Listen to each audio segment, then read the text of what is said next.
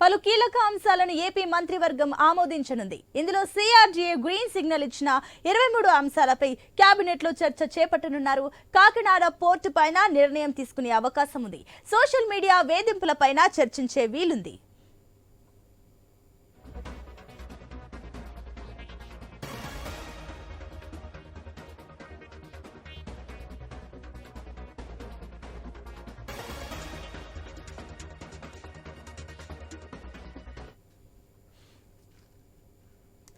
ఇక బ్రేకింగ్ చూస్తున్నాం. పలు కీలక అంశాలను ఏపీ మంత్రివర్గం ఆమోదించనుంది. ఇందులో సిఆర్డీఏ గ్రీన్ సిగ్నల్ ఇచ్చిన 23 అంశాలపైన కేబినెట్ లో చర్చ చేపట్టనున్నారు. ఇక కాకినాడ పోర్టు పైన నిర్ణయం తీసుకునే అవకాశం ఉంది. సోషల్ మీడియా వేధింపులపైన చర్చించే వీలుంది. దీనికి సంబంధించి మరిన్ని డీటెయిల్స్ మా కరెస్పాండెంట్ హరీష్ అందిస్తారు. Harish, over to you. దీనికి సంబంధించిన పూర్తి డీటెయిల్స్ ఏంటి?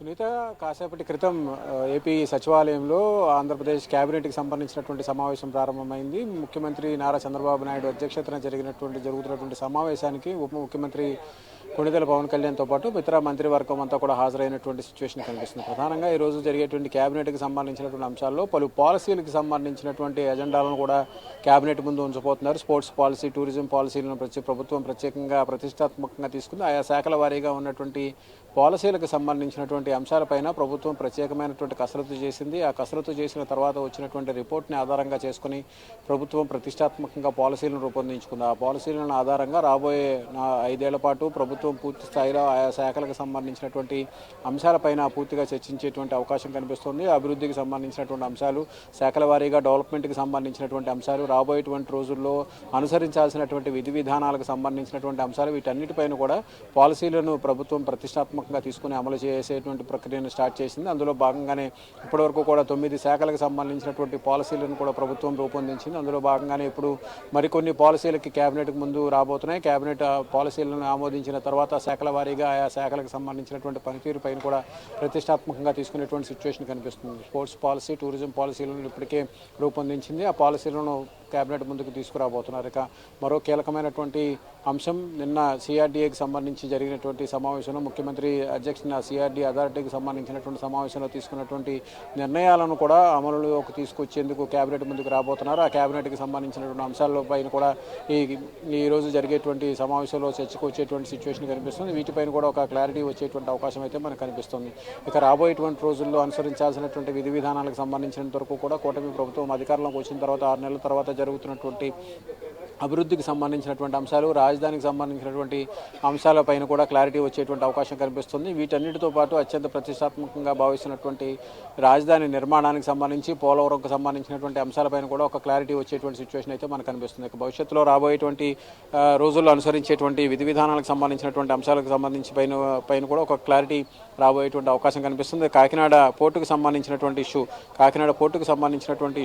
ఇష్యూను కూడా ప్రభుత్వం చాలా సీరియస్గా తీసుకుని టేకప్ చేసినటువంటి సిచ్యువేషన్ కనిపించింది. సో అందులో భాగంగానే కాకినాడ పోర్టుకు సంబంధించినటువంటి అంశాలపైన కూడా ప్రభుత్వం చాలా సీరియస్గా రియాక్ట్ అయ్యేటువంటి అవకాశం కనిపిస్తుంది. ఇందుకు సంబంధించినంత వరకు కూడా ఇప్పటికే ప్రభుత్వం ప్రత్యేకమైనటువంటి సమావేశాలు కూడా నిర్వహించింది. నిన్న కూడా ముఖ్యమంత్రి, ఉప ముఖ్యమంత్రి పవన్ కళ్యాణ్ కలిసి కాకినాడ పోర్టుకు సంబంధించి రేషన్ బియ్యం మాఫియాకు సంబంధించినటువంటి అంశాలపైన పూర్తి స్థాయిలో నివేదిక అందించినటువంటి సిచ్యువేషన్ ఉంది. ఇంకోవైపు కేబినెట్ సబ్ కమిటీ కూడా భేటీ అయింది. కేబినెట్ సబ్ కమిటీలో కూడా చాలా కీలకమైనటువంటి నిర్ణయాలు తీసుకున్నారు.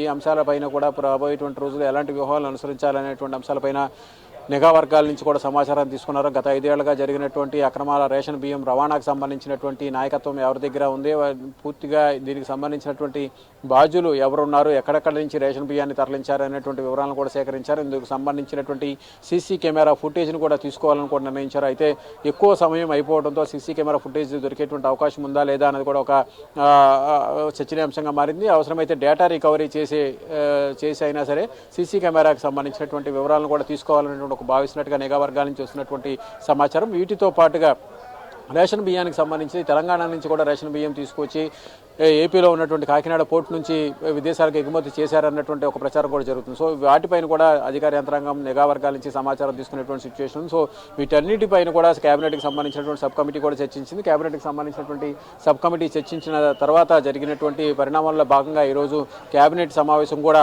ఈ కాకినాడ పోర్టుకు సంబంధించినటువంటి వ్యవహారాలపైన కూడా తెర మీదకి వచ్చినటువంటి సిచ్యువేషన్ కనిపిస్తుంది. దీనిపైన ప్రత్యేకంగా ప్రభుత్వం ఫోకస్ పెట్టేటువంటి అవకాశం అయితే కనిపిస్తుంది. అందులో భాగంగానే కేబినెట్ ముందు కూడా కాకినాడ పోర్టుని కేంద్రంగా చేసుకుని జరుగుతున్నటువంటి అక్రమ రేషన్ బియ్యం మాఫియాకు సంబంధించినటువంటి వ్యవహారంలో గత 5 ఏళ్లలో జరిగినటువంటి కార్యకలాపాలకు సంబంధించి విధి విధానాలకు సంబంధించినటువంటి అంశాలపైన కూడా చర్చించేటువంటి సిచ్యువేషన్ కనిపిస్తుంది. కేబినెట్లో కాకినాడ పోర్టు అదేవిధంగా రేషన్కి సంబంధించినటువంటి మాఫియా రవాణాకు సంబంధించినటువంటి అంశాలపైన కూడా ఎక్కువగా ఫోకస్ పెట్టేటువంటి అవకాశం కనిపిస్తుంది. కేబినెట్ తర్వాత పొలిటికల్ చర్చ కూడా జరిగేటువంటి అవకాశం ఉంది. పొలిటికల్ చర్చలో కూడా రేషన్ బియ్యానికి సంబంధించినటువంటి మాఫియాకి సంబంధించినటువంటి అంశం పైన కూడా ఎక్కువగా ప్రభుత్వం డిస్కస్ చేసేటువంటి అవకాశం అయితే కనిపిస్తుంది. మొత్తం మీద ఈ రోజు జరుగుతున్నటువంటి కేబినెట్కి సంబంధించినటువంటి సమావేశంలో అటు ప్రభుత్వం రూపొందించినటువంటి పాలసీలకు సంబంధించి సిఆర్డీఏకి అథారిటీకి సంబంధించినటువంటి సమావేశంలో తీసుకున్న నిర్ణయాలకు సంబంధించి అదేవిధంగా కాకినాడ పోర్టుకు సంబంధించి రేషన్ బియ్యం మాఫియాకి సంబంధించినటువంటి వ్యవహారం స్వయంగా ఉప ముఖ్యమంత్రి వెళ్ళి తనిఖీ చేసిన తర్వాత ఆయనకు ఎదురైనటువంటి అనుభవాలను కూడా ఇప్పటికే ముఖ్యమంత్రి దృష్టిలో పెట్టినటువంటి నేపథ్యంలో ముఖ్యమంత్రి ఉప ముఖ్యమంత్రి చర్చించిన తర్వాత ఈరోజు కేబినెట్ ముందుకు రేషన్ బియ్యం మాఫియాకి సంబంధించినటువంటి అంశాలపైన కూడా ఈరోజు క్యాబినెట్లో చర్చ జరిగేటువంటి అవకాశం ఉంది. పొలిటికల్ డిస్కషన్స్లో మరిన్ని అంశాలపైన కూడా చర్చించేటువంటి అవకాశం అయితే మనకి కనిపిస్తుంది.